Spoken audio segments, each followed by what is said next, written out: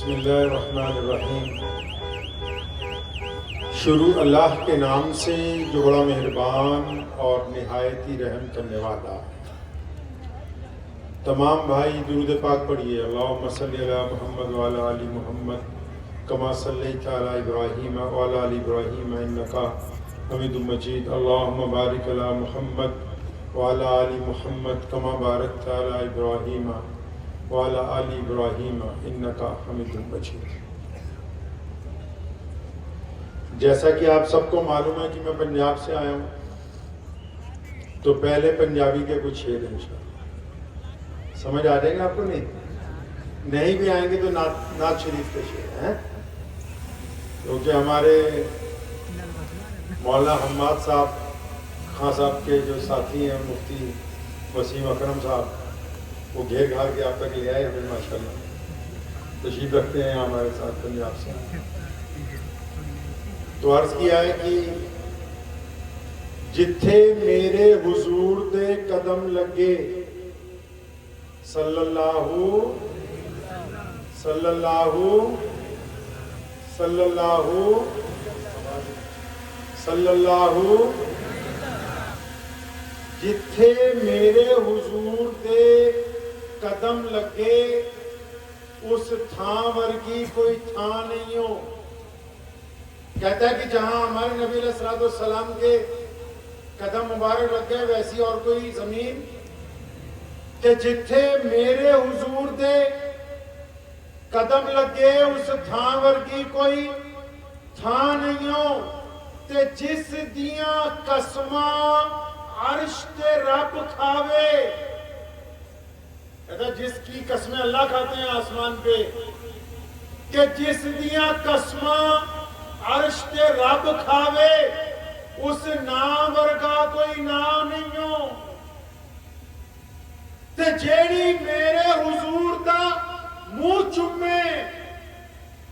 یہاں وہ ایک عورت کا ذکر کرتا ہے شاعر، کہتا ہے خاتون ہے جو نبی علیہ الصلوۃ والسلام کے ہونٹوں کو چومتی ہے، کبھی رخسار کو، کبھی آپ صلی اللہ علیہ وسلم کی آنکھوں کو، کبھی ماتھے کو، تو اس کا ذکر کر رہا ہے ساتھ میں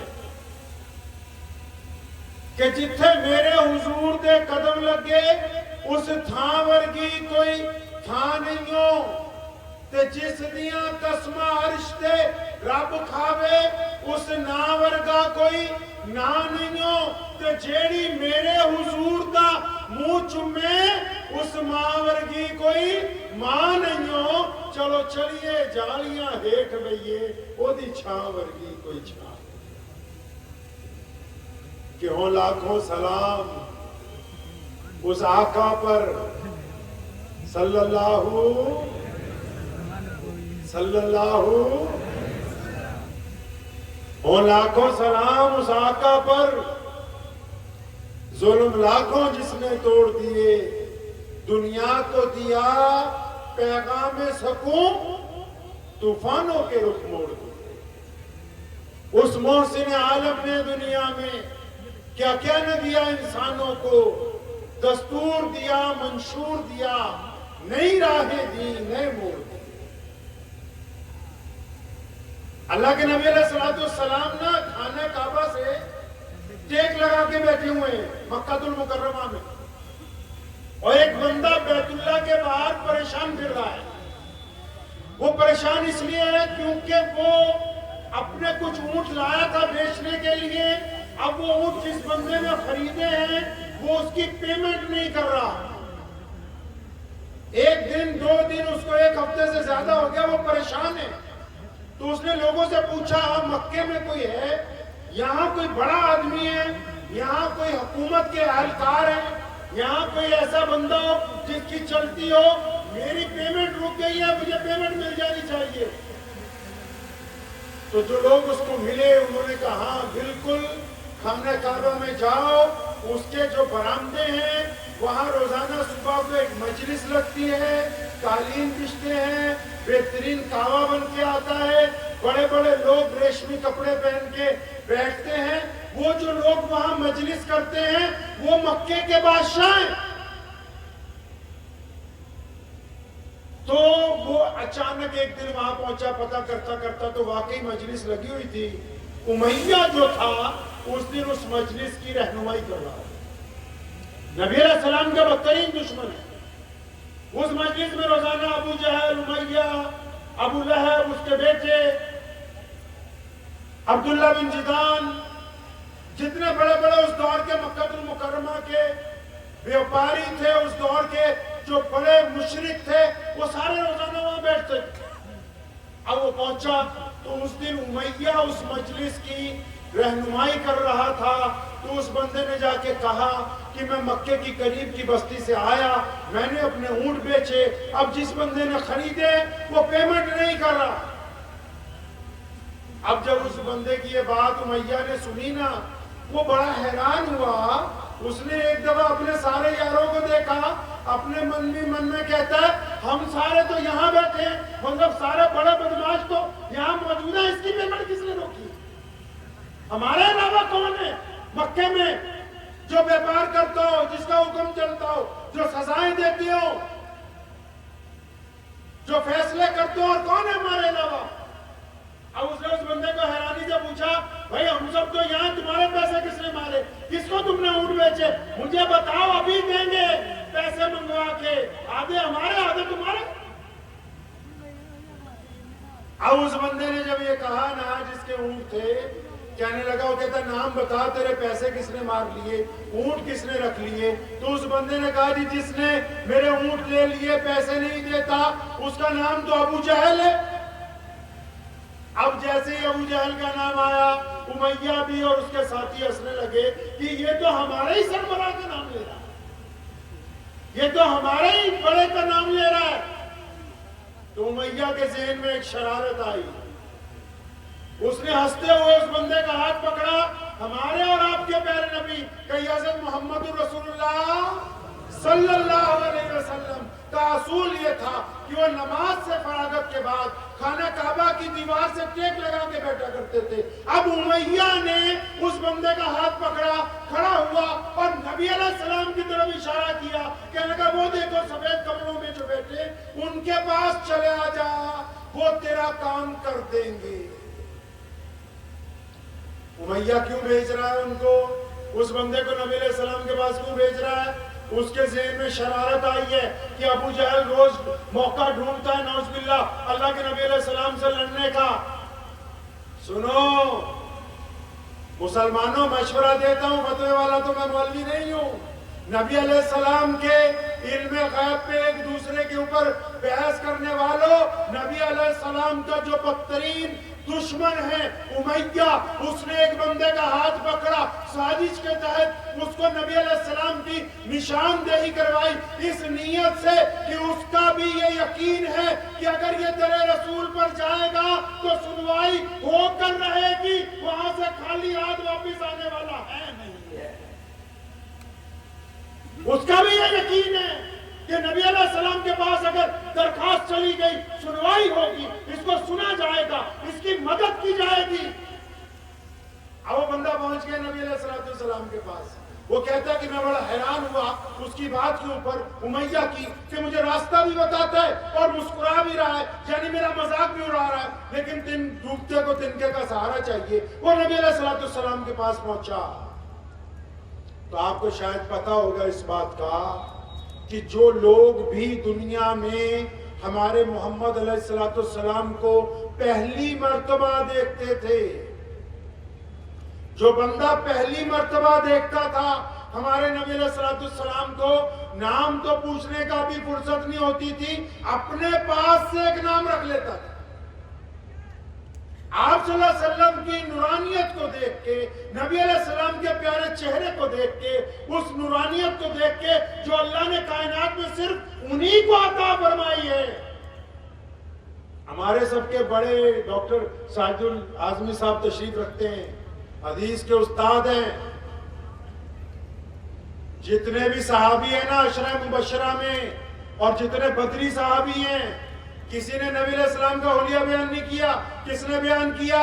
ایک عورت نے، معبد نے، جس کے جھونپڑے میں نبی علیہ السلام چند گھنٹوں کے لیے رکے تھے، ہجرت کے وقت جاتے ہوئے ابو بکر صدیق ساتھ میں تھے، معبد کے گھر پہنچے، وہ اتنی مہک ہوئی، وہ ایک الگ واقعہ ہے، لیکن شام کو جب ابو معبد آیا، اس نے کہا معبد، گھر میں آج بہترین خوشبو ہے، گھر میرا مہک رہا ہے، گھر چمک رہا ہے، گھر میں رونق ہے، معبد آج کون میرے گھر میں آیا؟ ایسی کیا بات ہو گئی کہ ہر چیز جو ہے مجھے مہکی مہکی لگتی ہے؟ تو معبد کوئی ہوش آئی اور وہ نبی علیہ السلام کا نام پوچھنا بھول گئی تھی، نبی علیہ السلام کو دیکھتی رہ گئی، زلفوں کو دیکھتی رہ گئی، نورانی چہرے کو دیکھتی رہ گئی، تو اچانک جب ہوش میں آئی، کہنے کا اچھا ابو معبد آج ہمارے گھر پہ مبارک آیا تھا۔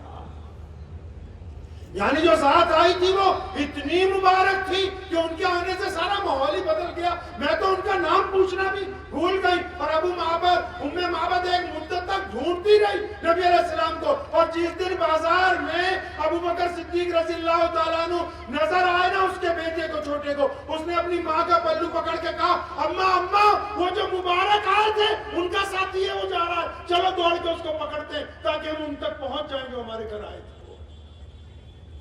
اب یہ بندہ جب اس نے نبی علیہ السلام کو دیکھا تو یہ کہتا ہے، نورانی چہرے والے آپ پر سلام ہو۔ آپ صلی اللہ علیہ وسلم کی ذات ہی ایسی۔ تو نبی علیہ السلام نے جب سلام لے لیا نا، آپ صلی اللہ علیہ وسلم نے اس کو دو لفظ ایسے کہے ہیں کہ اس کی آنکھوں سے آنسو آ گئے۔ نبی علیہ السلام نے اس کا سلام لینے کے بعد کہا کہ بھائی مجھے تو تم پریشان مسافر لگتے ہو اور یوں محسوس ہوتا ہے کہ تم بھوکے بھی ہو۔ ایک ہفتے سے پریشان بندہ، اس دور میں کون سا ہوٹل تھے، خانقاہیں تھی، کون سا سرائیں تھی، 1450 سال پہلے کی بات ہے۔ نبی علیہ السلام نے جب یہ لفظ کہے اس کی آنکھوں سے ٹپ ٹپ آنسو گرنے لگے کہ ہاں پیاری صورت والے، میں پریشان بھی، میں مسافر بھی، میں بھوکا بھی۔ اب نبی علیہ السلام اٹھ کے کھڑے ہوئے، اس کا ہاتھ پکڑا، فرمایا چلو پہلے گھر چلتے ہیں، تمہارا ہاتھ منہ دھلوائیں گے، کچھ کھانا وانا کھلوائیں گے، پھر پوچھیں گے کہ تمہیں کیا تکلیف پہنچی۔ ادھر امیہ نے اپنے ایک نوکر کو جاسوس بنا کے پیچھے پیچھے بھیج دیا کہ جب نبی علیہ السلام اور ابو جہل کی نعوذ باللہ لڑائی ہو، تم نے ہمیں آگے بتانا ہے تاکہ ہم بھی اس میں شریک ہو جائیں۔ وہ تو اس امید میں ہے کہ چلو لڑائی ہوگی۔ اب ادھر نبی علیہ السلام اس کو گھر لے گئے، کھانا وانا کھلایا، پوچھا بھائی کیا بات ہے، کیوں تم پریشان ہو؟ اب اس نے جب اپنا قصہ سنایا کہ میں اونٹ بیچنے آیا تھا، میرے اونٹ رکھ لیے گئے، پیسے نہیں دیے جا رہے، فرمایا کس نے رکھے، کون پیسے نہیں دیتا؟ کہ لگا جی ابو جہل کا ایک نام کا بندہ ہے، مکے کا بڑا چودھری ہے، اس نے رکھ لیا۔ نبی علیہ السلام اٹھ کے کھڑے ہوئے، ہاتھ پکڑا، فرمایا چل ہم دلوا دیتے ہیں۔ بات سمجھ آ رہی ہے نہیں؟ مطلب جو لیڈر بنتے ہیں آپ میں، جو چاہتے ہیں بھی ہماری بھی سماجک ویوستھا میں ذرا بات بن جائے، تو میرے نبی علیہ السلام کے دروازے پر اگر کوئی مظلوم آیا، محمد رسول اللہ خود اٹھ کے ساتھ چل کے گئے اس کا کام کروانے کے لیے، صرف فون کر کے اس کو ٹالنے والا کام نہیں ہے اس کام کرنے۔ اب چل پڑے نبی علیہ السلام، ادھر وہ پیچھے پیچھے مخبر بھی ہے کہ بھائی جب لڑائی شروع ہوگی امیہ کو بتانا ہے تاکہ امیہ بھی آ جائے اور پھر اس لڑائی کے مزے لیں گے۔ اب نبی علیہ السلام وہاں پہنچے، اس نے دروازہ کھٹکھٹایا، ابو جہل باہر نکلا، اسی پنجابی چ کہنے ہونے ہیں اللہ دے نبی علیہ السلام نے انہوں کیا کی گل ہے ہن غریباں نال بھی دھکا، مطلب اب غریب لوگوں کے ساتھ بھی بدماشی، مظلوموں کے ساتھ بھی چل پیمنٹ کرو۔ ابو جہل کانپتا ہوا اندر گیا، اس کی رقم لے کے آیا، وہ جاسوس دیکھ رہا تھا، دوڑ کے امیہ کے پاس گیا، کہنے لگا تم تو کہتے تھے کہ تمہارا جو بادشاہ ہے، تمہارا جو چودھری ہے، تمہارا جو بڑا ہے، آج جب سامنا ہوگا تو یہ کر دے گا، وہ کر دے گا۔ کہتا وہ تو محمد رسول اللہ صلی اللہ علیہ وسلم کے سامنے بھیگی بلی بنا ہوا ہے۔ اب اس بندے کو جب پیمنٹ مل گئی تو جب وہاں سے واپس چلے اللہ کے نبی علیہ السلام، تو اس نے کہا ہے نبی علیہ السلام سے، اے پیاری صورت والے اب میں اجازت دیجئے میں جاتا ہوں، لیکن آپ کا نام کیا ہے، مجھے اپنا نام تو بتا دو۔ آج کل تو نام کے چکر میں بڑے بڑے مولوی لڑ پڑتے بھی، اشتہار میں ہمارا نام اوپر تمہارا نیچے ہو گیا ہے۔ آپ صلی اللہ علیہ وسلم کام ہو گیا، نام میں کیا رکھا ہے؟ امت کو سبق دے رہے ہیں نا چیریٹی کرنے کا، امت کو سبق دے رہے ہیں دل جیتنے کا، امت کو سمجھا رہے ہیں کہ قدم قدم پر چلنا کیسے ہے۔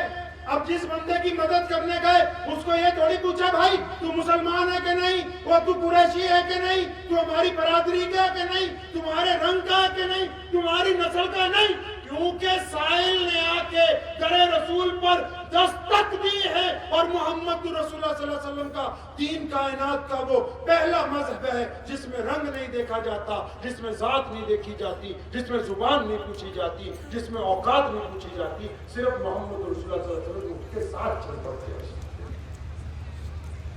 اب وہ بندہ منت کرنے لگا، جب اس کو پتہ لگا نا یہ محمد ہے اللہ کے رسول صلی اللہ علیہ وسلم، تو وہ کہتا ہے یا رسول اللہ صلی اللہ علیہ وسلم اب مجھے آپ کلمہ پڑھا دیجئے، لیکن میں آپ کو ایک بات بتاتا ہوں، مجھے مکے کے بہت سارے لوگوں نے آپ کے بارے میں بتایا تھا، لیکن انہوں نے ایک سچی بات بھی ساتھ میں کہی تھی۔ بھئی کیا سچی بات کہی؟ کہنے لگا مجھے بہت سارے لوگوں نے یہ بات کہی تھی کہ یہاں ایک نبی ہیں اللہ کے، ان کا نام محمد ہے، لیکن تم ان سے ملنا نہیں۔ میں پوچھتا تھا کیوں نہ ملوں، تو مجھے کہتے تھے کہ ہمارا اب تک کا تجربہ یہ کہتا ہے کہ اگر کوئی ان سے مل لے تو پھر وہ انہی کا ہو کے رہ جاتا ہے۔ صلی اللہ صلی اللہ صلی اللہ۔ آپ صلی اللہ علیہ وسلم ایک گلی میں سے گزر رہے ہیں، ایک غلام چکی چلا رہا ہے اور رو رہا ہے زاروں قطار۔ اور نبی علیہ السلام رک گئے، غلام تو چکی چلاتے ہیں کوئی بڑی بات نہیں، لیکن کیونکہ چکی بھی چل رہی ہے زاروں قطار رو بھی رہا ہے، تو نبی علیہ السلام رک کے پوچھتے بھائی کیوں رو رہا ہے؟ تو اس نے حیرت سے نبی علیہ السلام کی طرف دیکھا۔ وہ ایسا دور ہے لوگ غلاموں کو انسان نہیں سمجھتے، وہ ایسا دور ہے لوگ غلاموں کو کپڑے نہیں دیتے، وہ ایسا دور ہے غلاموں کے پاؤں میں جوتی نہیں پہنائی جاتی، وہ ایسا دور ہے غلاموں کے سر پہ کپڑا لپیٹنے کے لیے نہیں دیا جاتا، وہ ایسا دور ہے غلاموں کو گھر کے اندر آنے کی اجازت نہیں ہوتی۔ وہ حیرت سے دیکھتا ہے کہ یہ کون ہے جو مجھے پوچھ رہے ہیں بھی روتا کیوں ہے؟ تو اس نے جب نبی علیہ السلام کی طرف نورانی چہرہ دیکھا تو اس نے روتے روتے کہا جی میں تو غلام ہوں، میری طبیعت آج بڑی خراب ہے، مجھے بخار چڑھا ہوا ہے۔ لیکن پھر فرمایا جب بخار چڑھا ہے تو چکی کیوں چلاتا ہے؟ تو کہنے لگا جی جو میرا مالک ہے نا اس نے پابند کیا ہے کہ یہ اتنا آٹا پسنا چاہیے، اگر یہ نہیں پسے گا تو صبح کو میری پٹائی کرے گا۔ ایک تو میں بیمار ہوں اور اگر صبح کو درے پڑے تو زیادہ تکلیف ہوگی، اس صبح والی تکلیف سے بچنے کے لیے بخار کے اندر میں چکی چلا رہا ہوں۔ ہمارے نبی علیہ السلام نے یہ بات سنی، وہاں سے تشریف لے گئے۔ ابھی اس غلام کے ذہن میں کچھ باتیں آئی بھی نہیں کہ اتنی دیر میں نبی علیہ السلام واپس تشریف لاتے ہیں، ایک ہاتھ میں گرم دودھ کا پیالہ ہے، دوسرے ہاتھ میں تازہ کھجوریں ہیں۔ تو اس غلام کو نبی علیہ السلام کھجوریں کھلاتے ہیں اور اس کو دودھ پلاتے ہیں۔ اس کے بعد کیا ہوا؟ نبی علیہ السلام اس غلام کو کہتے ہیں کہ بھائی تم آرام کرو، بستر پہ لیٹ جاؤ۔ وہ حیرانی سے پوچھتا ہے کہ اگر میں لیٹ گیا تو چکی کون چلائے گا؟ آپ نے کبھی کوئی ایسا بندہ دیکھا اپنی برادری میں، اپنے علاقے میں، اپنے جاننے والوں میں کوئی ایسا دیکھا ہے جس نے کبھی کسی غریب کی رکشہ کو پیچھے سے پل کے پاس دھکا لگانا شروع کیا ہو، کار میں سے اتر کے کہ اس کا ریڑا اوپر نہیں چڑھ رہا میں چڑھا دوں؟ آپ نے کبھی کوئی ایسا دیکھا ہے جو کسی پلے دار کی بوری کو کندھا دے کے اس کی سواری پر چڑھوا دے؟ یہاں آؤ، نبی علیہ السلام ہیں، ان کے ہاتھ سے چکی چھڑوائی، اس کو بستر پر لٹایا، اور نبی علیہ السلام اس بندے کی جگہ چکی اس لیے چلا رہے ہیں کہ صبح کو اس کو اپنے مالک سے درے نہ کھانے پڑے۔ اور جب یہ معاملہ کئی دن تک چلا، اب وہ بندہ نبی علیہ السلام سے بار بار پوچھتا ہے آپ کون ہیں؟ نبی علیہ السلام نے جب بتایا میں محمد ہوں تو آپ صلی اللہ علیہ وسلم سے لپٹ گیا، یا رسول اللہ صلی اللہ علیہ وسلم میں آپ پر ایمان لاتا ہوں۔ کون ہے بندہ؟ وہ سیدنا بلال رضی اللہ تعالیٰ عنہ کی ذات گرامی ہے۔ ادھر بلال مسلمان ہوئے اور کسی کو پتہ نہیں مکہ میں کہ بلال مسلمان ہو گئے۔ ادھر ایک دن کیا ہوا، خانہ کعبہ کے باہر ایک درخت ہے، اس درخت کے ساتھ عمار بن یاسر رضی اللہ تعالیٰ عنہ کو باندھا ہوا ہے۔ عمار بن یاسر رضی اللہ تعالیٰ عنہ کو درخت سے باندھا ہے اور ابو جہل ان کی پٹائی کر رہا ہے. کیوں بھائی؟ عمار غلام ہے، کیوں مار رہے ہو؟ یہ محمد رسول اللہ صلی اللہ علیہ وسلم کا غلام بن گیا، اس لیے پٹائی کرتے ہیں کہ نبی علیہ السلام کی نعوذ باللہ غلامی کو چھوڑ دے. اب جب یہ پٹائی کا سلسلہ چل رہا تھا تو اچانک وہاں سے امیہ گزرا. جب امیہ وہاں سے گزرا تو ابو جہل نے جب امیہ کو دیکھا تو اس دور میں رواج تھا کہ مالک کے پیچھے پیچھے غلام چلتے تھے. تو امیہ کو ابو جہل نے کہا کہ یہ جو تمہارا غلام ہے نا بلال، یہ تمہارا غلام ہے نا یہ بلال، یار اس کو بولو یہ درے مارے. بھائی یہ جتنے رضاکار ہیں بیٹھ جاؤ. اے بچوں یہ جو بیچ میں چلے جا رہے ہیں بیٹھ جاؤ. ابھی کوئی پانی کی بھی ضرورت نہیں، کوئی گرمی اتنی نہیں پڑ رہی ہے. آپ لوگ بھی بیٹھ جائیے اطمینان سے. جس کام کے لیے خان صاحب نے مجھے بلایا پہلے وہ بات سن لو، باقی بعد میں کھانا پینا ہو جائے گا. بیٹھ جاؤ. تو چنانچہ ابو جہل نے امیہ سے کہا کہ تمہارا غلام ہے نا بلال، اس کو بولو عمار بن یاسر کو مارے. اب عمار بن یاسر اور بلال رضی اللہ تعالیٰ عنہ روزانہ رات کو دار ارقم میں نبی علیہ السلام کے ساتھ اکٹھے نماز پڑھتے ہیں. ابو جہل کو پتہ لگ گیا عمار بن یاسر ایمان والا ہے، کیونکہ ان کی والدہ سیدنا سمیہ کو ابو جہل نے شہید کیا، کیونکہ ان کے والد سیدنا یاسر کو ابو جہل نے مارا، اس لیے عمار کی باری آئی ہوئی ہے. لیکن اب جب یہ مسئلہ پڑا، اب بلال گزر رہے ہیں، تو امیہ نے بلال کو کہا کہ جس طرح ابو جہل کہتا ہے تم کرو. اب سیدنا عمار بن یاسر رضی اللہ تعالیٰ عنہ فرماتے ہیں میں نے آنکھوں ہی آنکھوں میں بلال رضی اللہ تعالیٰ عنہ کو کہا اشارہ کر کے، او یار بلال 2-4 درے مار دینا. میرا مقصد یہ تھا کہ بلال کا راز نہ فاش ہو جائے، ان کو بلال کے بارے میں نہ پتہ لگ جائے. تو چنانچہ کیا ہوا، بلال رضی اللہ تعالیٰ عنہ کو امیہ نے کہا مارو عمار بن یاسر کو. اب بلال آگے بڑھے، ابو جہل کو بھی نہیں پتا بلال مسلمان ہے، امیہ کو بھی نہیں پتا بلال بھی مسلمان ہے. بلال حضرت نے درہ اٹھایا، عمار بن یاسر کی آنکھوں میں جھانکا، تیز تیز درہ گھمانے لگے. اچانک پوری طاقت سے پلٹے اور وہ درہ اٹھا کے ابو جہل کی طرف پھینکا. فرمایا تو کیا سمجھتا ہے عمار اکیلا ہے؟ میں بلال بھی تو محمد رسول اللہ کا غلام. اب پھر جو بلال پہ گزری پوچھ لینا کبھی بیٹھ کے اپنے محدثین سے، پھر جو بلال پہ گزری ہے نا، ظلم کے پہاڑ توڑ دیے گئے سیدنا بلال رضی اللہ تعالیٰ عنہ پہ.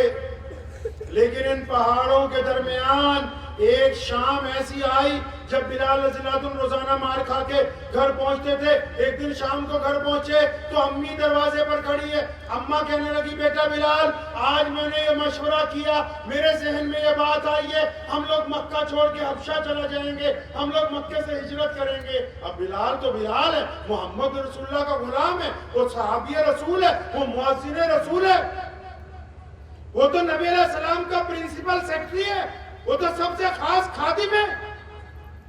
اپنی اماں کی بات سنی نا، دونوں کندھوں سے پکڑا پیار سے. امی سچی سچی بتا، یہ جو باتیں تو کر رہی ہے نا یہ تیری نہیں ہیں، میں تجھے جانتا ہوں، تیری کوکھ سے پیدا ہوا ہوں، یہ باتیں تیری نہیں ہیں. ہجرت تو تب ہوگی جب پیسے ہوں گے، ہجرت تب ہوگی جب سواری ہوگی، ہجرت تب ہوگی کہ آگے کوئی جاننے والا ہو. ہمارے پاس تو کچھ بھی نہیں، یہاں تو اپنا گھر بھی نہیں ہے، ایک جھونپڑی ہے. تو اماں جو ہے کیونکہ بچے نے جب پوچھا محبت سے، اماں کہنے لگی بلال تجھے پتا ہے آج کیا ہوا؟ اماں کیا ہوا؟ آج ابو جہل ہمارے گھر آیا تھا. اب بلال جھوم گئے خوشی سے. اچھا اماں، وہ مکے کا سب سے بڑا بادشاہ وہ ہماری چوکھٹ پہ، ہماری دہلیز پہ؟ اماں کہنے لگی ہاں امیہ بھی تھا ساتھ میں، عتبہ بھی تھا، ولید بھی تھا. اماں سارے بڑے بڑے رئیس آئے. اچھا اماں کیا ہوا؟ دھمکی دے کے گئے. اماں کہنے لگی نہیں انہوں نے آج دھمکی نہیں دی، انہوں نے تو آ کے مجھ سے گزارش کی ہے کہ تیرا بیٹا صبح کو نکلتا ہے گلی کوچوں کے اندر، احد کی صدائیں لگاتا ہے، محمد رسول اللہ صلی اللہ علیہ وسلم زندہ باد کے نعرے لگاتا ہے، ہم تھک گئے، اس کی چھاتی پر پتھر رکھے گئے، اس کو تپتے ہوئے انگاروں پر لٹایا گیا، ہم نے اس کے گلے میں رسی ڈال کے گلی کوچوں میں کھینچا، یہ اتنی مضبوط جان ہے کہ ٹس سے مس نہیں ہوتا، تو اس کی ماں ہے نا، ہم تیرے سے گزارش کرنے آئے ہیں، خدا کے لیے اس کو لے کے مکے سے کہیں چلی جا۔ ہم تو اس کی آوازیں سنتے سنتے تنگ ہو گئے۔ اب ماں کو تو ایسے پکڑا ہوا تھا نا، کہنے لگا اماں جی اللہ اکبر، خدا کی قسم ہم کامیاب ہو گئے۔ بیٹا کیسے کامیاب ہو گئے؟ کہا ماں یہ بڑے بڑے لوگوں کا بلال کی چوکھٹ پہ آنے کا مطلب یہ ہے کہ انہوں نے محمد رسول اللہ صلی اللہ علیہ وسلم کے دین کے وجود کو تسلیم کر لیا۔ اللہ کے نبی علیہ السلام خانہ کعبہ میں گئے اور اب اللہ کا حکم آ چکا کہ تیاری کرو، مکہ چھوڑو، مدینہ پہنچو، تو عثمان بن طلحہ کو کہا یار ذرا بیت اللہ کی چابی دینا، میں نے 2 نفل نماز پڑھنے۔ تو عثمان بن طلحہ نے آگے سے نازیبہ بات کہی، کہنے لگے اگر قریش کا بچہ بھی آ جائے تو میں چابی دے دوں گا، آپ کو نہیں دوں گا۔ تو پیارے نبی علیہ السلام نے یہ نہیں کہا کہ اچھا میں قریش میں سے ہوں، یہ نہیں کہا کہ یہ بیت اللہ میرے ابا نے بنوایا ہے، یہ نہیں کہا میرے دادا کی ملکیت ہے، ہم نسل در نسل اس جگہ کے مالک ہیں۔ بیت اللہ کس نے بنایا بھائی؟ نبی علیہ السلام کے دادا نبی کون؟ ارے دروشی پڑھیے اللہم صلی علی محمد وعلا آل محمد کما صلیتا علی، ارے زور سے علی ابراہیم، نبی علیہ السلام کے دادا نبی جن کا ذکر نماز میں کرتے ہیں باقی ٹائم ہم۔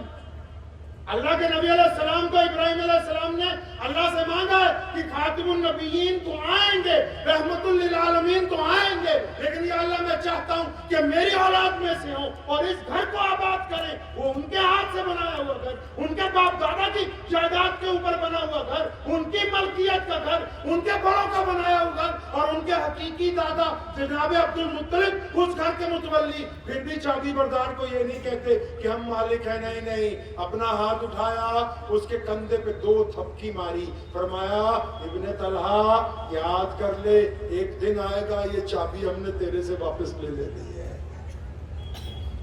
اعتماد دیکھیں نبی علیہ السلام کا جو انسانوں کو سمجھا رہے ہیں، امت کو جو سبق دے رہے ہیں، یہ تھوڑی کہا کہ تو میرا جاننے والا ہے، ہمارے بچپن کا جاننے والا ہے، ہمارا محلے دار ہے، نہیں۔ فرمایا ابن طلحہ پھر کیا بات ہوئی؟ ایک وقت آئے گا، امت کو یہ سمجھا دیا کہ جن چیزوں تک حصول نہیں ہے اتنی محنت کرو کہ ایک دن وہ تمام کی تمام چیزیں تمہارے دروازے کے اوپر پہنچ جائیں۔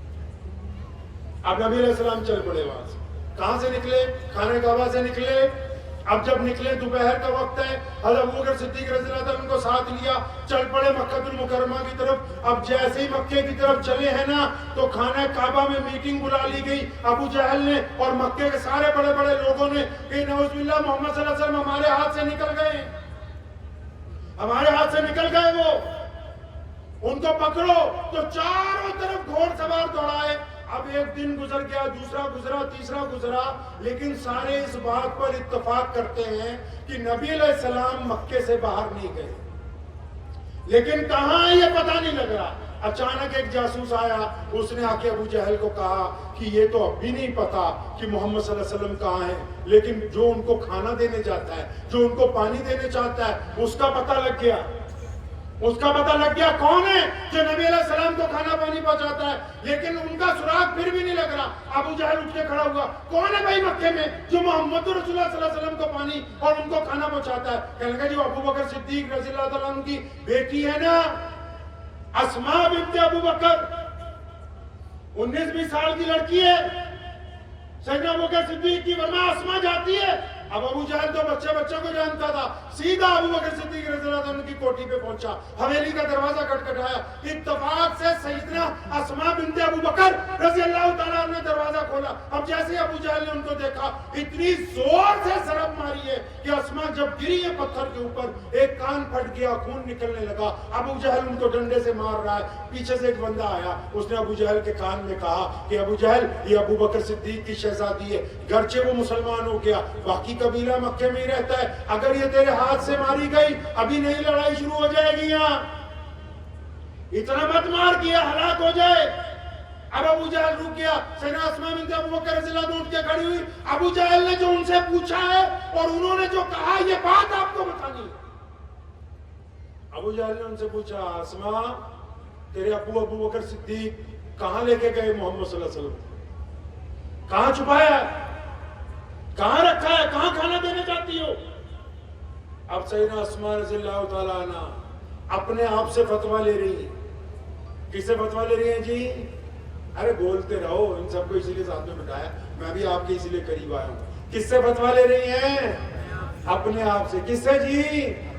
آپ بھی تو فتویٰ لینے جاتے ہو نا مفتیوں سے کہ جی امام کو نکالنا ہے ذرا فتویٰ چاہیے, کہ جی صدر صاحب کو اتارنا ہے فتویٰ چاہیے ہے جی, اپنے سکے بھائی کو ذلیل کرنا ہے فتویٰ چاہیے, اپنے پڑوسی کی بے عزتی کرنی ہے فتویٰ چاہیے. ہم تو کون سے فتوے مانگتے ہیں؟ یہ والے نا کہ کچھ اور فتوے مانگتے ہیں. ہمارا تو مدعا ایک خاص بندہ ہوتا ہے اور سوال ہمارے مطابق ہوتے ہیں تاکہ اس شخصیت کو, اس بندے کو, اس فرد کو کس طرح بدنام کیا جائے. ہم اس لیے فتویٰ مانگتے ہیں. اسماء بنت ابو بکر رضی اللہ تعالیٰ نے اپنے آپ سے فتویٰ پوچھا. کیا کہتی اپنے آپ کو؟ اسماء بھول گئی نبی علیہ السلام نے کتنی بار کہا اے بچوں, اے میرے دین کی بیٹیوں, اے دین اسلام کے بچوں, یاد رکھو میری شریعت میں جھوٹ بولنا حرام ہے. اسماء کہتی ہیں اپنے آپ سے کہ میرے نبی علیہ السلام کا حکم ہے جھوٹ بولنا حرام ہے. ابو جہل سامنے کھڑا ہو کے پوچھ رہا ہے کہاں ہے تیرے ابو, کہاں ہے محمد صلی اللہ علیہ وسلم, دونوں کا پتہ بتا. اور تجھے تو پتہ ہے تو روز رات کو کھانا دینے جاتی ہے. اب ابو جہل پوچھ رہا ہے تو جھوٹ بول دے گی؟ اسماء تو جھوٹ بولے گی تو شریعت ہاتھ سے نکل جائے گی. جھوٹ بولے گی تو شریعت ہاتھ سے نکل جائے گی. پھر اسماء رضی اللہ عنہ اپنے آپ سے کہتی ہے اسماء اگر تو نے سچ بول دیا نا تو پھر تیرے ہاتھ سے نبی علیہ السلام کو نقصان پہنچنے کا اندیشہ ہو جائے گا.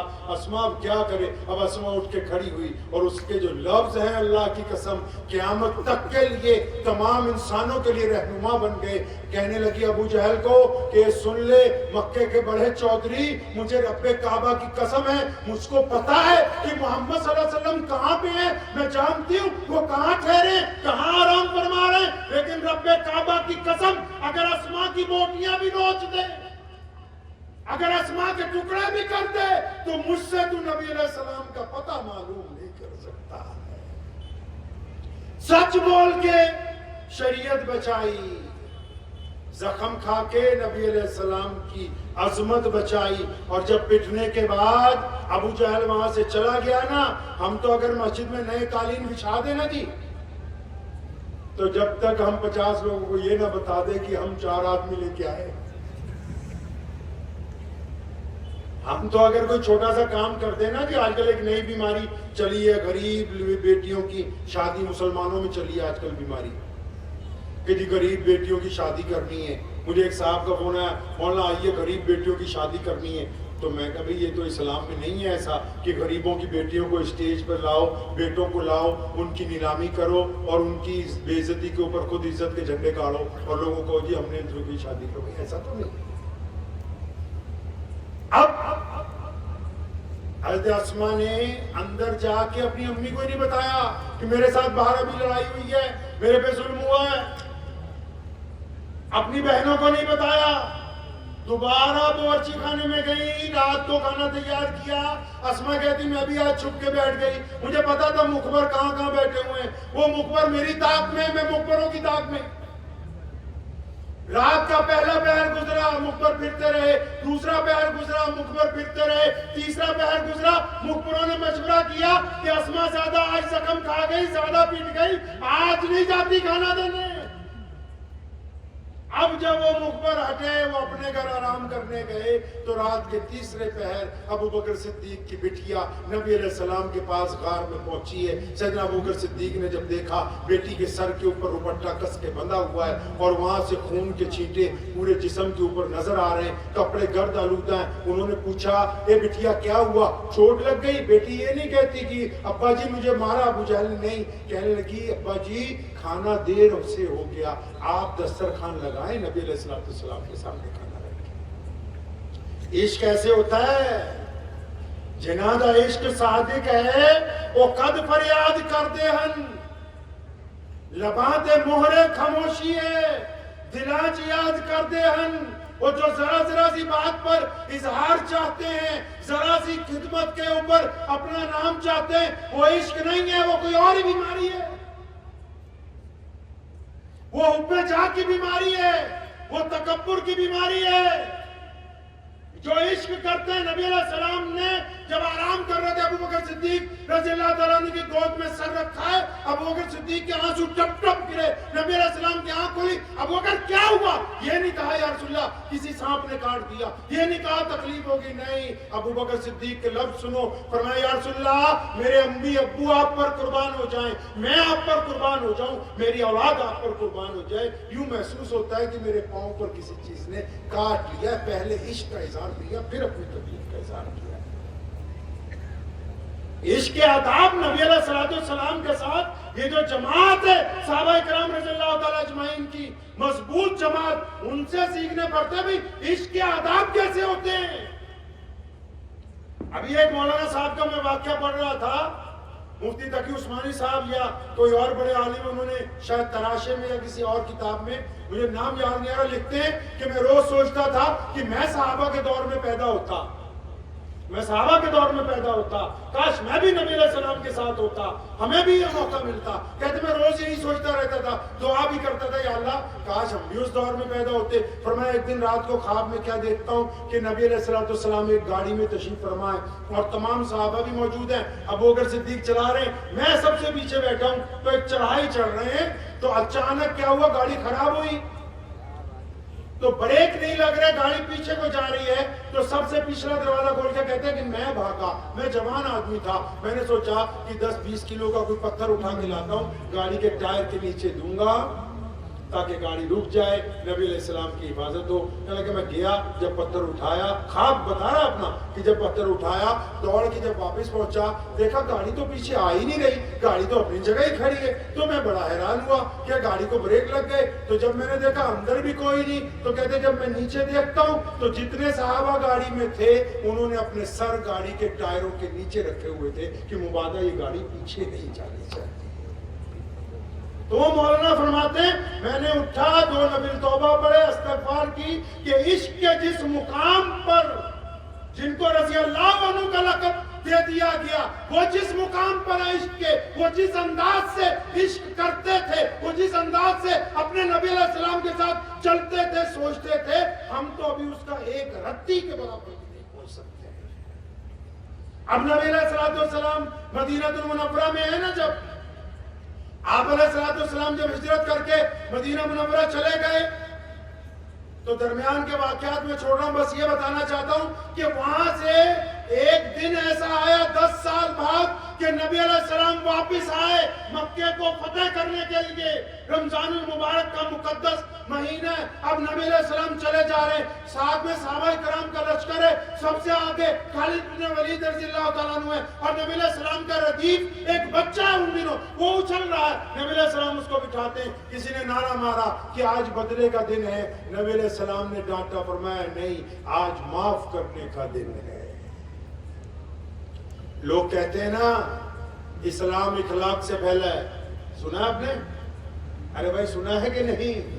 لیکن اخلاق کے بھی آداب ہوتے ہیں۔ اخلاق طاقتور کے آگے نہیں دکھایا جاتا، اخلاق طاقتور بن کے دکھایا جاتا ہے۔ جب آپ طاقت میں ہیں، کوئی غریب رکشہ والا آپ سے مل رہا ہے، آپ بدتمیزی کر رہے ہیں، کوئی امیر آدمی مل رہا ہے تو آپ محبت سے پیش آ رہے ہیں، اس کا مطلب اخلاق نہیں ہے۔ آپ اپنے سے کمزور کے ساتھ کیسے ملتے ہیں؟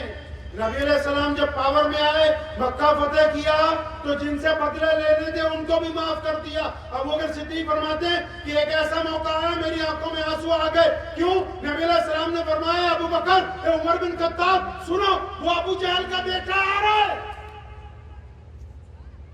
کون ابو جہل؟ جس نے ساری زندگی تکلیف پہنچائی، جس نے پتھر مارے، جس نے زخم پہنچائے۔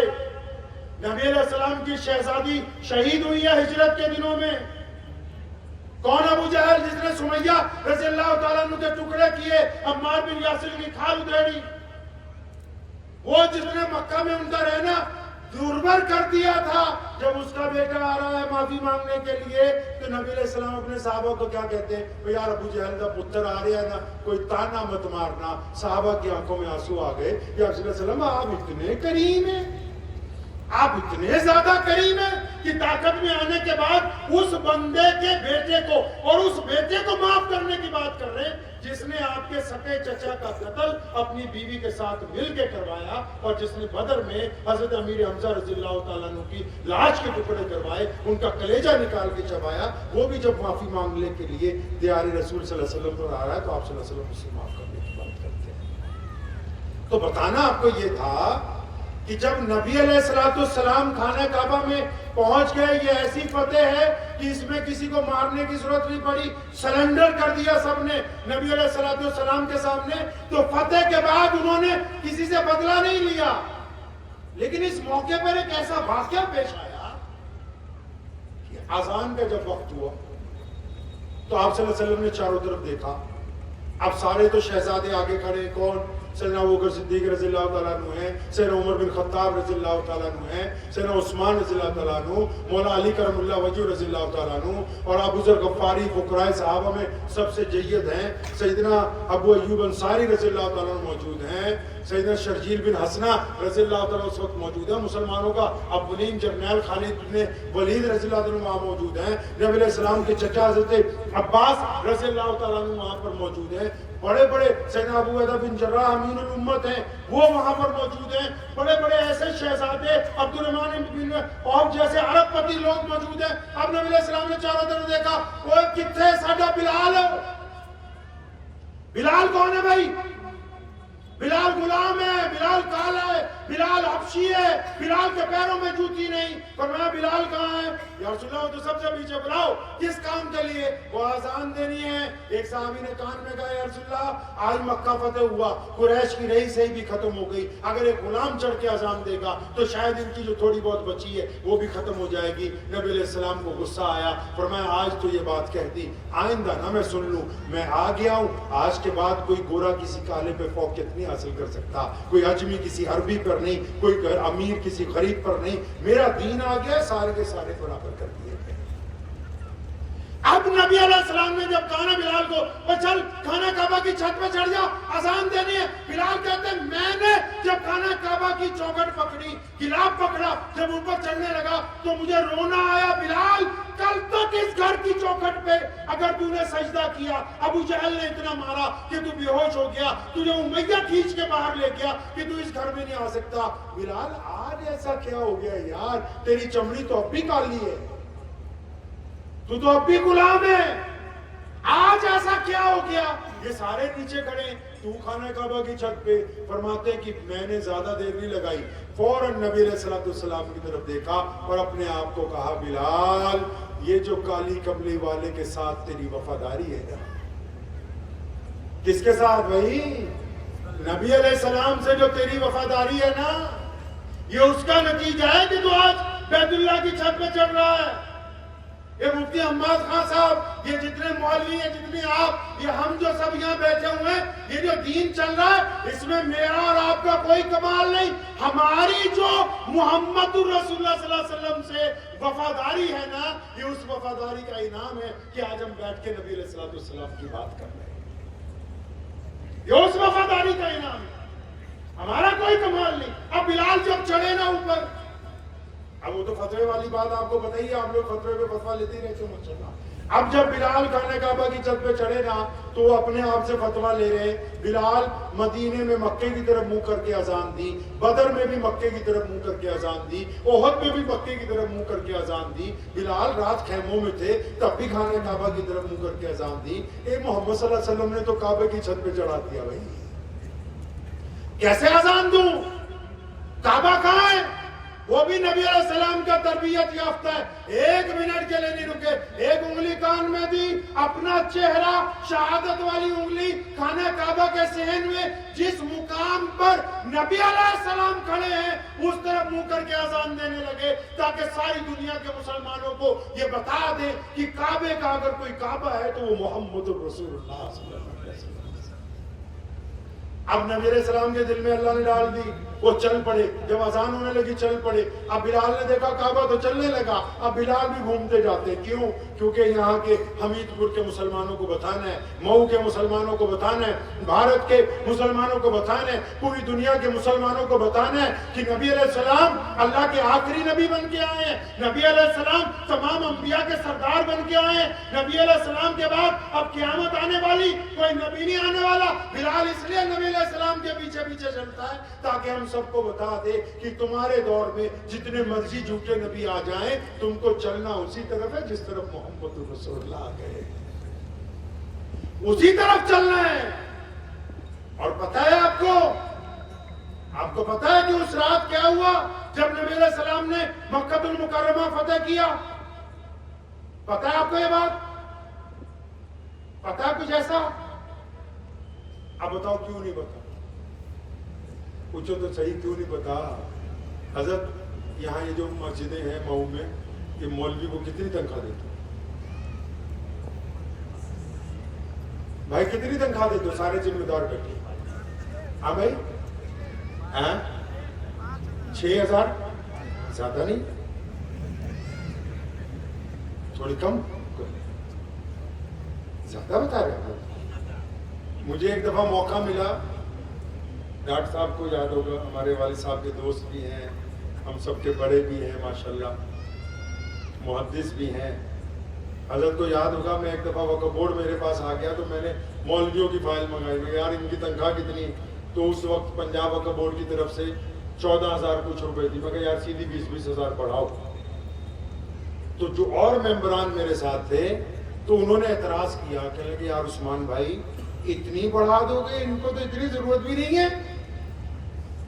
تو جب ہم لوگ میٹنگ کر رہے تھے تو میرے ہی ایک دوست ہے ممبر، تو انہوں نے بہت بہترین جوتی پہنی ہوئی تھی۔ میں کہا یار یہ جوتی کتنے کی؟ بڑی اچھی ہے، تنخواہ کو چھوڑ دیا۔ تو مجھے کہنے لگے ایڈیڈاس کمپنی کی ہے، 22,000 کی لے کے آ۔ تو میں کہا بس ٹھیک ہے کہ تم جیسے مسلمانوں کو جوتیوں کی ضرورت ہے، اماموں کی نہیں ہے۔ بھائی ایک بات سمجھیے، یہ گفتگو میں آپ سے کرنا ہوں، یہ سارے مولوی کریں گے، یہ تو بتاؤ کہ کیا ہم ان کی خدمت کر رہے ہیں؟ یہ بیچ میں گفتگو آپ سے اس لیے کر رہا ہوں کہ دین برانڈڈ چاہیے۔ یہ تو ہم نے سستا سودا سمجھ لیا یہاں یو پی میں کہ یار بس کچھ نہ ہو تو الزام لگا دو کسی پر کہ جی فلاں بندہ جو ہے وہ نہیں ہمیں کچھ کرنے دے رہا۔ در حقیقت جو الزام لگانے والے ہیں وہ خود قوم کا کچھ نہیں کر رہے۔ تو سستا سودا مل گیا نا جی، بس اٹھا کے الزام لگا دو کسی پہ بھی، خود کچھ نہ کرنا پڑے۔ اب دین کا معاملہ ہی دیکھ لو، آپ سب جتنے لوگ بیٹھے ہیں اوسطاً ایک مسلمان کی جیب میں کم از کم 20,000 روپے والا موبائل ہوگا، کم سے کم کیا، زیادہ سے زیادہ 1 لاکھ تک کا ہوگا۔ ٹھیک ہے جی؟ اب جب دین کی بات آ جائے تو حضرت جو کیلا بیچ رہا ہے نا، اگر آپ دین کی بات کریں گے وہ کہتا ہے میں فتویٰ دے دیتا ہوں، میں بتا دیتا ہوں تمہاری نماز ہوئی کہ نہیں ہوئی۔ ڈاکٹر کے پاس چلے جاؤ کہتا جی میں فتویٰ دوں گا۔ انجینئر کے پاس چلے جاؤ کہتا میرے سے زیادہ دین کوئی نہیں جانتا ہے۔ بریانی بنانے والا کہتا جی مجھے پتا ہے دین کیا ہے۔ کوئی پلے دار ہو کہتا جی مجھے دین پتا ہے۔ ذمہ دار ہو کہتا مجھے، مسجد کا پردھان کہتا میں اور شیخ الحدیث تو ایک برابر ہی سمجھو۔ ٹرسٹیوں کو تو ایسا لگنے لگا بھی ہمارے اور مفتیوں میں فرق ہی کوئی نہیں ہوتا، ایک جیسے ہی، کیونکہ 24 گھنٹے کھانا ایک ساتھ کھاتے رات کو۔ آپ اندازہ لگائیں، موبائل کمپنی کا چاہیے، کار کمپنی کی چاہیے، ڈاکٹر سے دوائی لینے جانی ہے بولتے ہیں MBBS ڈاکٹر ہونا چاہیے، کوئی چیز دوائی کھانی ہے بولتے اصلی ہونی چاہیے، گھر بنانا ہے AC کمپنی کا چاہیے، ریفریجریٹر کمپنی کا چاہیے، واشنگ مشین کمپنی کی چاہیے، موٹر سائیکل کمپنی کا چاہیے، اور دین اتنا یتیم بنا دیا، ہر بندہ کہہ رہا ہے کہ میں فتویٰ دوں گا، میں بتاؤں گا اسلام کیا ہے۔ یہ جو برانڈ بیٹھا ہوا ہے، اگر آپ برانڈ سے دین نہیں سیکھیں گے تو آپ کو کیا پتا ہوگا کہ دین کے اندر کیا ہوگا؟ بتاؤ تو صحیح، کیسے پتہ لگے؟ آپ کو پتا ہے کہ ہمارے دین کا پیغام کیا ہے؟ یہ بات پتا ہے؟ آپ کے علم میں ہے اس بات کو؟ کوئی ہمارا غیر مسلم بھائی، کوئی بھی غیر مسلم بھائی پوری دنیا کا آپ کے پاس صرف اتنی سی بات پوچھے، چھوٹی سی، کہ یار عبد الرحمن بھائی، محمد شفیع بھائی، جنید بھائی، ذرا یہ بتاؤ اسلام کا سندیش کیا ہے، آپ کیا بتاؤ گے اس کو؟ پتہ لگے کیا بتاؤ گے؟ نماز پڑھنا اسلام ہے، روزہ رکھنا اسلام ہے، داڑھی رکھنا اسلام ہے، اور بولو تو صحیح کیا بتاؤ گے اس کو؟ آپ کی مسجد میں کوئی غیر مسلم بھائی آ جائے، آپ اس کو کیا کہیں گے کہ مسجد میں کیا کرتے ہیں؟ بتائیں تو صحیح۔ کچھ پتا نہیں سوائے فتویٰ گیری کے، سوائے ایک دوسرے کی ٹنگ۔ یاد رکھو، جو قومیں اپنے امام کو، اپنے قائد کو، اپنے دینی رہنماؤں کو یا اپنے دنیاوی رہنماؤں کو اگر پیٹھ کے پیچھے ان کی برائیاں کریں گی اور ذات اور برادری کے اوپر چلیں گی، پوری دنیا کے بڑے سے بڑے بزرگوں کو اکٹھا کر کے بھی ان کے لیے دعائیں کروا لو، ان کو عزت حاصل نہیں ہو سکتی ہے۔ دنیا میں جن قوموں نے فتح حاصل کی ہے، ان کی خوبی یہ نہیں تھی کہ ان کے پاس دولت زیادہ ہے، ان کے پاس اسلحہ زیادہ ہے، نہیں، ان کے پاس اتفاق کی دولت ہے۔ وہ عالم نہیں اس وقت تک عالم بن سکتا جب تک قوم کو نہ چھوڑ دے، وہ امیر آدمی اس وقت تک امیر نہیں کہلا سکتا جب تک وہ قوم کو نہ چھوڑے۔ وہ بڑے سے بڑا افسر مسلمان کوئی بن جائے، وہ اس وقت تک فائدہ مند نہیں ہوگا جب تک وہ امت کو ایک جگہ نہ لانے کی فکر کرتا ہو۔ آپ کا فن اس وقت تک بیکار ہے جب تک آپ اتفاق کی، محبت کے دور لے کے آگے چلنے کی آپ کے اندر تربیت نہیں، اس وقت تک آپ بیکار ہیں۔ غیر مسلم ہمارے بھائی کوئی پوچھ لیں آپ کو کہ بھائی دین کیا ہے مجھے بتاؤ، آپ چپ ہیں بالکل۔ اور ہمارے نبی علیہ السلام نے وہ بات کی ہے کہ آپ حیران ہو جائیں گے۔ آدم علیہ السلام سے لے کے ابراہیم علیہ السلام تک سارے نبیوں نے کہا اللہ ایک ہے۔ میرے نبی علیہ السلام نے بھی کہا اللہ ایک ہے، ایشور ایک ہے، خدا ایک ہے۔ ہم پنجابی میں اکال پورکھ کہتے ہیں اللہ کو کہ خدا ایک ہے، لیکن نبی علیہ السلام نے جو قیمتی بات کہی وہ یہ تھی، انہوں نے کہا مسلمانوں جو ایک اللہ اور ایک رسول کی اطاعت کرے گا۔ صحابہ نے پوچھا یا رسول اللہ کو مان لیا، آپ کو اللہ کا آخری رسول مان لیا، کیا کرنا ہے؟ یہ نہیں کہا کہ اللہ اور اس کے رسول کو جو مانیں گے وہ پہلے نماز ہو جائے، نہیں، فرمایا جو اللہ اور اس کے رسول کو ایک مان لے گا وہ دنیا کو برابری کا درجہ عطا کرے گا۔ دنیا کی تکلیف پتہ کیا ہے؟ تکلیف پتہ کیا ہے دنیا کی؟ مسلمانوں تم نے اچھے اچھے مولوی اس تکلیف کی بھیٹ چڑھا دیے۔ کیا تکلیف ہے دنیا کی پتہ ہے؟ پوری دنیا کی تکلیف یہ نہیں کہ روٹی کپڑا مکان سب کے پاس ہو، نہیں، کیونکہ جس کے پاس کمی ہے اس کو پتا ہے کہ محنت کروں گا تو کبھی گھر بن جائے گا، کبھی محنت کروں گا سال میں ایک دو جوڑے کپڑے سلوا لوں گا، محنت کروں گا تو اچھی دال روٹی کھا لوں گا۔ وہ سوکھی دال روٹی کھا کے خوش ہے، وہ کچے مکان میں رہ کے خوش ہے، وہ پھٹے ہوئے کپڑے پہن کے خوش ہے۔ لیکن دنیا کا مسئلہ یہ نہیں، دنیا کا مسئلہ وہ ہے جو نبی علیہ السلام نے دکھتی رکھ پہ ہاتھ رکھا۔ کیا پتا ہے آپ کو؟ مسجدوں کے کچھ پردھان بیٹھے بھائی، نہیں ہے، نہیں، مقتدی تو بیٹھے سارے۔ ارے مقتدی تو ہے نا مسجدوں کے؟ پہلے وعدہ کرو مولوی کی تنخواہ کم از کم 20,000 کر لیں گے انشاءاللہ۔ آواز نہیں نکلی؟ زور سے ابھی زور سے کرو کہ انشاءاللہ۔ انشاءاللہ کہ نہ جھوٹ بولتے نا پھر۔ یہ میں مذاق میں نہیں کہہ رہا ہوں آپ کو، مجھ سے پہلے مولانا دیوبند سے آئے ہیں، کہہ رہا ہوں ان کا مہدی حسن صاحب نے بھی اس طرف تو آپ کی توجہ دی۔ آپ بالکل دوسری طرف چلے گئے ہیں، آپ کے پلے دین نہیں ہے، آپ کو غلط فہمی ہو گئی کہ آپ کے پاس دین ہے، آپ اس دین کو چھوڑ چکے ہیں۔ یہ تو خدا بھلا کرے ان مولویوں کا جو ان نونہالوں کو حافظ بنا رہے ہیں، یہ مدرسے بنا رہے ہیں، یونیورسٹیاں بنا رہے ہیں، کالج بنائیں گے، ان کا اللہ بھلا کرے۔ ان کے پیچھے ان کے اگر قدم بھی چوم لیں تو وہ بھی کم ہے، ورنہ آپ اس دین سے کوسوں دور چلے گئے۔ آپ سمجھتے ہیں 1,000 روپے دے کے ابا جی بخشے جائیں گے؟ ہم مدرسے میں پڑھے ہیں، جب چھوٹے چھوٹے بچوں کو بلاتے ہو نا ختم قرآن کرانا ہے، وہ پہلے ہی دیکھ لیتے بریانی کس چیز کی بن رہی، اسی حساب سے پڑھ دیتے۔ تو اب جو مرضی کہتے رہو بھائی، جس کے ابو کا انتقال ہوا خود دعا نہیں کر رہا۔ اب سنو کیا تکلیف ہے دنیا کی۔ پنجابی داسی کہتے ہیں پھپھڑ، مفتی وسیم اکرم صاحب یہاں پھپھڑ کو کیا کہتے ہوں گے بھائی؟ پھوپھا کہتے ہیں؟ وہ پھوپھا ہوتے ہیں نا گھر میں؟ ارے بولو یار، آپ سے بات کرنے آیا، میں تقریر کرنے نہیں آیا۔ پھوپھا ہے نا گھر میں؟ آپ بھی کسی کے پھوپھا ہوگے؟ جب شادی ہوتی ہے سالے کی یا گھر میں سالہار کی تو بعض اوقات نہیں اکثر پھوپھا منہ بنا کے بھاگتے ہیں کہ نہیں بھاگتے؟ ارے بھاگتے ہیں کہ نہیں؟ آپ کو پریکٹیکل سمجھا رہا ہوں کہ ہمارے نبی علیہ السلام نے کیا کمال کیا ہے. ایسے نہیں صبح کو جہاں سے سورج نکلتا ہے شام کو ڈوبتا ہے پوری دنیا میں تھوڑے یا زیادہ کلمہ لا الہ الا اللہ محمد رسول اللہ پڑھنے والے، ایسے ہی نہیں ہوا یہ کمال. سنو، جب وہ پھوپھا ناراض ہو کے بھاگتا ہے نا گھر کو تو اس کی ماں پوچھتی ہے بھائی صبح کو تمہارے سالے کی شادی تم کیوں ناراض ہو کے آ گئے؟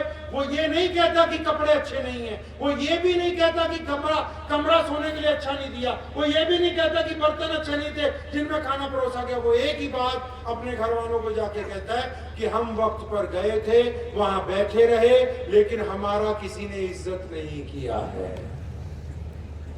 ہے کوئی اور وجہ اس کے علاوہ جی؟ یہی وجہ ہے نا. اب نبی علیہ السلام نے دکھتی رگ پکڑ لی، صحابہ کو کہہ دیا سنو میں آ گیا ہوں عزت بانٹنے.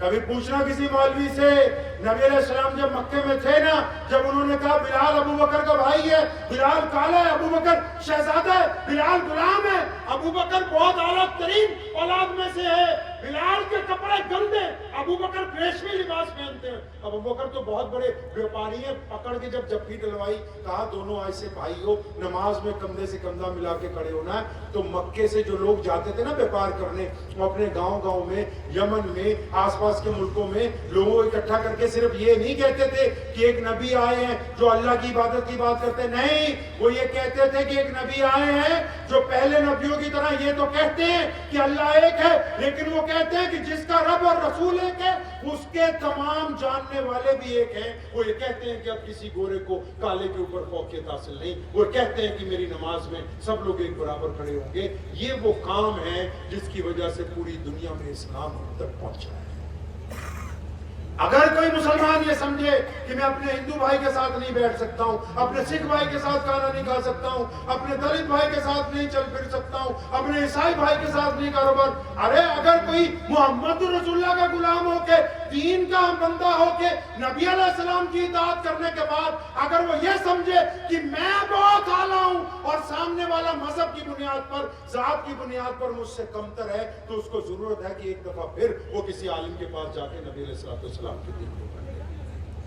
یہ کمال کیا ہے محمد رسول اللہ صلی اللہ علیہ وسلم نے. سنا نہیں آپ نے؟ آپ کبھی مکے جائیے اللہ تعالیٰ آپ کو لے جائے، مدینہ منورہ جائیے اللہ آپ سب کو لے جائے. ارے وہ تو دور ہے، خیر یہاں کوئی مسجد ہوگی یہاں چلے جائیے. جب مسجد میں نماز ہوتی ہے نا جی، جب ہمارے مولانا حماد خان صاحب نماز کے لیے کھڑے ہو جائیں گے، نیت باندھیں گے، ایک دو رکعت اگر پڑھ لیں گے، اور میرے جیسا کوئی مہمان، حضرت مولانا شاہد العظمی صاحب بیٹھے ہیں اور اساتذہ بیٹھے ہیں، اگر یہ لوگ دیر سے ہم جائیں گے تو ہم کو کہاں جگہ ملے گی بھائی؟ وہ کچھ تو بولو، کہاں جگہ ملے گی؟ پیچھے. اور اگر دو جمعے کا دن ہو اور زیادہ لیٹ آئیں اور جماعت کھڑی ہو گئی ہو تو کہاں نماز پڑھیں گے؟ اور پیچھے. اگر کوئی مسلمان وزیر آ جائے، کوئی باہر کے ملک سے کوئی بہت بڑا مسلمانوں کا بادشاہ آپ کی مسجد میں آ جائے اور جمعہ ہو رہا ہے، 2 رکعتیں ہو گئی، تو اس کو کہاں نیت باندھنی ہے؟ جہاں مسلمانوں نے جوتیاں اتاری ہیں اس جگہ پہ کپڑا بچھا کے اس کو نیت باندھنی ہوگی، کیونکہ یہ محمد صلی اللہ علیہ وسلم کی مسجد ہے. یہاں کسی کو اجازت نہیں کہ اپنے سے آگے والے کی بازو پکڑ کے اس کو پیچھے کرے. آپ کو تو بھی پتہ ہی نہیں کہ مسجد ہوتی کیا ہے. نماز کیوں پڑھتے ہیں پتہ ہے آپ کو؟ ارے بھائی پتہ ہے آپ کو نماز کیوں پڑھتے ہیں؟ اب بتاؤ اتنے بندے بیٹھے ہیں، کوئی ایک بندہ بتا دو کھڑے ہو کے نماز کو پڑھتے. مولویوں کو چھوڑ کے اڑ گئے نا فیوز. ہاں بتاؤ ممبرو، رجا کارو، بولو فرض ہے. آپ جی بولو، کوئی بات نہیں. بچوں تم بتاؤ دونوں نماز کو پڑھتے ہیں. اب باقیوں کی بھی یہی حالت ہے. اس سے اندازہ لگا لو. تبھی کہہ رہا ہوں برانڈ کے مولویوں کے پاس چلے جاؤ، دین سیکھ لو، خدا کا واسطہ ہے، دین کی طرف پلٹ آؤ. اگر یہی حالت رہی تو آپ کو دور سے پتا ہوگا کہ ہم مسلمان ہیں، آپ کے پلے سے سارا کچھ نکل جائے. قرآن نے کہا نماز اس لیے پڑھتے ہیں تاکہ تم گندی باتیں کرنی چھوڑ دو، اچھی باتیں کرنے لگو. پوچھو کبھی جا کے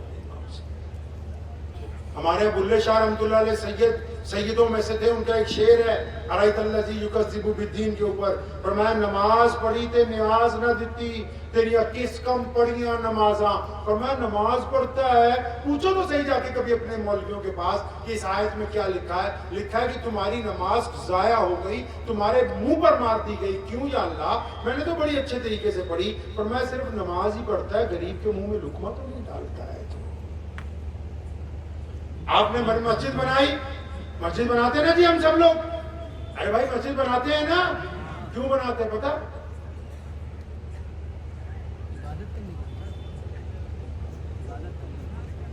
نماز پڑھنے کے. اور کوئی بولو بھائی.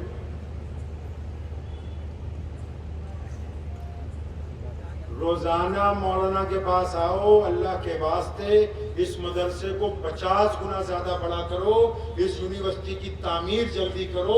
آنے والی نسلوں کو یہ ساری باتیں پکا ہونی چاہیے تاکہ ہماری اگلی نسلوں میں دین باقی رہے. جلسہ نہیں کرنے جاتے ہم کہیں پہ، ہم اپنے دین کو تلاشنے کے لیے نکلتے ہیں. بڑوں سے سنتے ہیں پھر چھوٹوں کو سنا رہے ہیں تاکہ کچھ تبدیلی آ جائے. اگر کوئی تبدیلی نہیں آتی تو صرف بریانی کھانے کے لیے تھوڑی اکٹھے ہوئے ہیں. اب دیکھ لو، یہ نہیں پتا نماز کیوں پڑھتے ہیں، یہ بھی نہیں پتا مسجد کیوں بنائی. مسجد نماز پڑھنے کے لیے نہیں بنائی، مسجد جماعت سے نماز پڑھنے کے لیے بنائی. اور جماعت سے نماز کس طرح پڑھنے کے لیے؟ صلی اللہ علیہ وسلم فرماتے ہیں کندھے سے کندھا جوڑ کے کھڑے ہو. یا رسول اللہ صلی اللہ علیہ وسلم کندھے سے کندھا کیوں جوڑے؟ فرمایا تاکہ تمہارے دل آپس میں مل جائے. عبد الرحمن فجر میں نہیں آیا، ظہر میں نہیں آیا، عصر میں نہیں آیا، مغرب میں نہیں آیا. اب عشاء میں اس کے نمازی دوست پوچھے تو صحیح، اس کے گھر جا کے عبد الرحمن کہاں ہے، اس کا دکھ درد بانٹے. اگر نمازیوں کو یہی پتہ نہیں مسجد میں ہمارا ساتھی کون ہے، پھر کس کام کی ہے محلے کی مسجد؟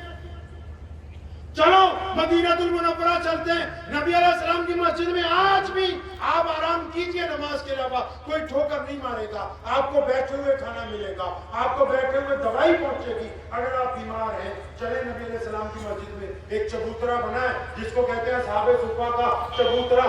آپ کو ہمارے ملک کی کسی مسجد میں نہیں ملے گا. صحابہ نے پوچھا تھا یا رسول اللہ صلی اللہ علیہ وسلم یہ چبوترا کیوں بنا رہے ہیں؟ نبی علیہ السلام نے فرمایا میرے صحابہ یہاں وہ رہیں گے جو بے گھر ہوں گے، یہاں وہ رہیں گے جو یتیم ہوں گے، یہاں وہ رہیں گے جو مسکین ہوں گے، یہاں وہ رہیں گے جو نابینا ہوں گے، یہاں وہ رہیں گے جن کو دنیا نے نکال دیا ہوگا، یہاں وہ لوگ رہیں گے جن پر ظلم ہوا ہوگا. یا رسول اللہ صلی اللہ علیہ وسلم ان کا کیا کریں گے؟ فرمایا ہم پہلے ان کو کھانا کھلایا کریں گے، ہم بعد میں کھانا کھایا کریں گے. آپ تو کہتے ہو مسجد صرف استنجا کرنے کے لیے، نماز پڑھنے کے لیے بنائی ہے.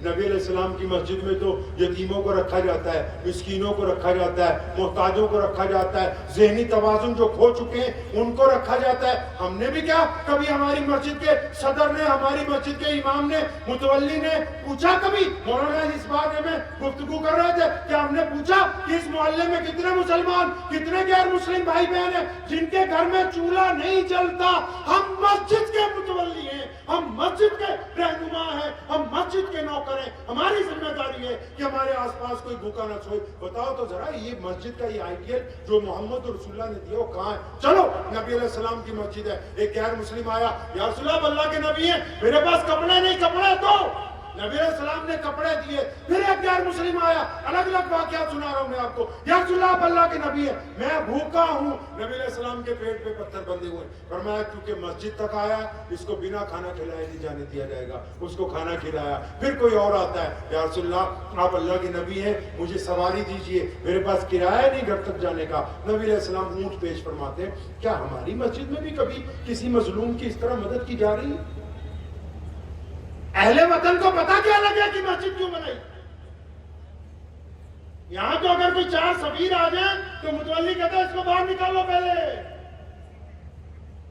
پنکھے بند کرو، اے سی دکھانے کے لیے لگایا ہے. یہ دلوں کی تنگ کیوں؟ کیونکہ ہم نے کبھی پوچھا نہیں جا کے اپنے بڑے امام سے، مولانا سے، مفتی صاحب سے، اور بھائی نبی علیہ السلام کی مسجد کیسی ہے، نبی علیہ السلام نے اپنی زندگی میں مسجد میں کیا کیا؟ ارے نبی علیہ السلام کی مسجد میں غیر مسلموں کا وفد آیا، عیسائیوں کا، نبی علیہ السلام نے ان کو ٹھہرایا، ان کے کھانے پینے کا انتظام کیا۔ نبی علیہ السلام کی مسجد میں جتنے یتیم آئے، مسکین آئے، محتاج آئے، ان کو نبی علیہ السلام نے اپنے پاس رکھا، ان کی تعلیم کا انتظام کیا، ان کے کھانوں کا انتظام کیا، ان کے لباس کا انتظام کیا۔ ہم تو کہتے ہیں کہ بس 5 وقت نماز پڑھنی، اور وہ بھی وہ والی نماز جس کا پتہ ہی کیوں نہیں آج کہ پڑھنی کیوں ہے۔ سنو، کس کی نماز ہو رہی ہے، کس کی نہیں ہو رہی۔ جو بندہ مسجد میں نماز پڑھنے کے لیے گیا، فتویٰ گیریاں اپنی جگہ ہے، لیکن جب وہ مسجد میں نماز پڑھ رہا ہے اور نماز پڑھ کے جب باہر نکلتا ہے، اگر باہر نکلنے کے بعد کسی کی بیٹی، چاہے مسلمان کی ہو چاہے غیر کی بیٹی ہو، اگر وہ کسی کی بیٹی کی طرف زنا کی نگاہ ڈالتا ہے تو یہ اندر نماز پڑھ کے نہیں آیا، یہ دکھاوا کر کے آیا، کیونکہ اس کی نماز اس کو بدماشی سے نہیں روک رہی، یہ نماز نہیں پڑھ رہا، یہ ڈھکوسلے بازی کر رہا ہے۔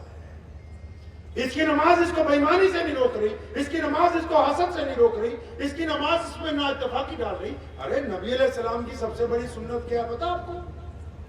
سب سے بڑی سنت کیا پتا؟ خدا کی قسم، جا کے مولویوں کو پکڑ لو، کہو ہم سے غلطی ہوئی ہے، تمہاری خبرگیری نہیں کرتے، تمہیں احادیث کی کتابیں نہیں لا کے دیتے، تمہیں سیرت کی کتابیں نہیں لا کے دیتے، اور جو لوگ کتابیں لکھ رہے ہیں ان کے قدموں میں جا کے بیٹھ دو کہ امت کا سرمایہ ہماری زبان میں ترجمہ کر دو، ہماری ہندی زبان میں ترجمہ کر دو، انگریزی میں ترجمہ کر دو، ہماری مادری زبان میں ترجمہ کر دو، تب کہیں جا کے مسئلہ حل ہونے والا ہے۔ اس طرح ہوا میں مسئلہ حل ہونے والا نہیں۔ سنو، نبی علیہ السلام کی سب سے پہلی سنت، 24 گھنٹے پوزیٹیو رہتے تھے۔ کیا کرتے تھے 24 گھنٹے؟ مثبت رہتے تھے۔ ہم کیا کرتے 24 گھنٹے؟ ہم ایک دوسرے کو ڈرا رہے ہیں، ہم ایک دوسرے کی پیچھے لگے ہوئے ہیں، ایک دوسرے کی کمیاں تلاش کر رہے ہیں، ایک دوسرے کی ٹانگیں اور الزام غیروں کے اوپر لگا رہے ہیں۔ کام سارا خود گند ڈال رہے ہو، الزام غیروں پہ لگا رہے ہیں۔ نبی علیہ السلام کی کیا سنت ہے؟ جنگ خندق کے موقع پہ جب دشمن قریب تھا، اندیشہ تھا کہ اندر نہ داخل ہو جائے، ایک حصہ خندق کا نہیں ٹوٹا، صحابہ پریشان ہو گیا، یا رسول اللہ نہیں ٹوٹا ہم سے۔ آپ موقع پہ پہنچے، کسی صحابی کو نہیں ڈانٹا، کسی صحابی سے باز پرس نہیں کی، اتنی ہمت اور استقامت والی ذات ہے۔ فرمایا مجھے ہتھوڑا دو، ایک ہی ضرب ماری، جب اس میں درار پیدا ہوئی، فرمایا اللہ کیسر و کسریٰ کی چابیاں دیں گے۔ اندازہ لگاؤ، جس وقت اندیشہ تھا کہ دشمن نہ حاوی ہو جائے، اس اندیشے کے دوران بھی نبی علیہ السلام جب گفتگو کرتے ہیں تو مثبت گفتگو کرتے ہیں، پوزیٹو گفتگو کرتے ہیں۔ ہم کیسی گفتگو کر رہے ہیں؟ تبدیلی لائیں گے انشاءاللہ۔